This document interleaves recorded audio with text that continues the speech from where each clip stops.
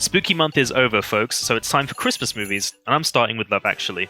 It's nothing if not a classic. It's endearing, it's uplifting, and above all else, hilarious. Pop it in the Christmas box. But I don't want a Christmas box. But it's also tragic. Many of the characters just don't get satisfying endings at all, which is kind of the point. In real life, things aren't always going to be wrapped up neatly with a nice bow, but it makes the movie really sad in parts.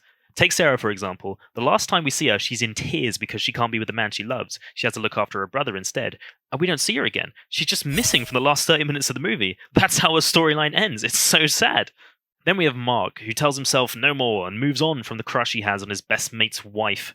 But in the final scene, he's just still there, hanging around as usual. He doesn't meet a new guy or girl and hint at falling in love with them or anything. He's just like, yeah, I'll tag along. Nothing's changed. This is exactly the way it was before, Mark. Oh. Finally, I want to talk about Emma Thompson's character, Karen. Her husband was fully planning to cheat on her until she caught him, and in the final scene, she's just like, yeah, I'm fine. And she looks absolutely miserable. You get the feeling she's going to try again with him and stay with him for the kids and all this, but she's always going to feel betrayed. She's always going to feel like an idiot.